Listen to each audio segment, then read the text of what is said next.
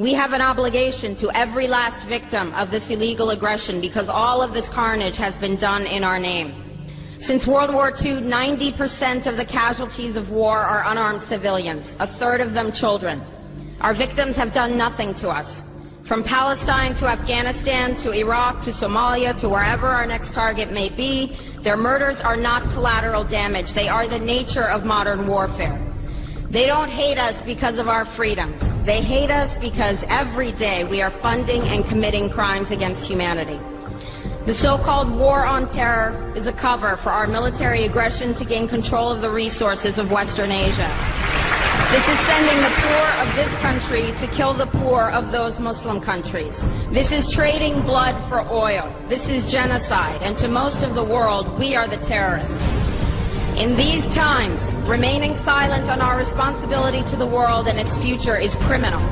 And in light of our complicity in the supreme crimes against humanity in Iraq and Afghanistan and ongoing violations of the UN Charter and international law, how dare any American criticize the actions of legitimate resistance to illegal occupation? Our so-called enemies in Afghanistan, Iraq, Palestine, our other colonies around the world, and our inner cities here at home are struggling against the oppressive hand of empire, demanding respect for their humanity. They are labeled insurgents or terrorists for resisting rape and pillage by the white establishment, but they are our brothers and sisters in the struggle for justice. The civilians at the other end of our weapons don't have a choice, but American soldiers have choices. And while there may have been some doubt 5 years ago, today we know the truth. Our soldiers don't sacrifice for duty, honor, country.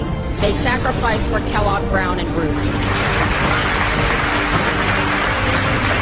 They don't fight for America, they fight for their lives and their buddies beside them because we put them in a war zone.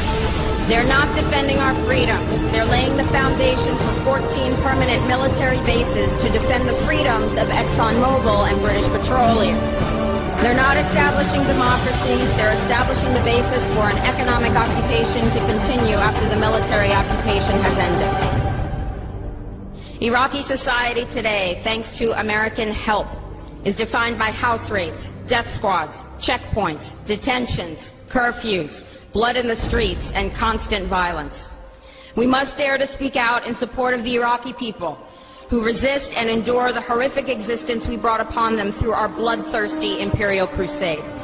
We must dare to speak out in support of those American war resistors, the real military heroes who uphold their oath to defend the Constitution of the United States against all enemies, foreign and domestic, including those terrorist cells in Washington, D.C., more commonly known as the legislative, executive, and judicial branches. Frederick Douglass said, "Those who profess to favor freedom and yet depreciate agitation are people who want crops without plowing the ground. They want rain without thunder and lightning. They want the ocean without the roar of its many waters." The struggle may be a moral one, or it may be a physical one, or it may be both, but it must be a struggle. Power concedes nothing without a demand. It never has, and it never will.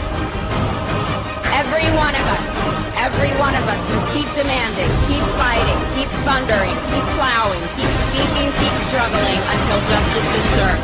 No justice, no peace. No justice, no peace.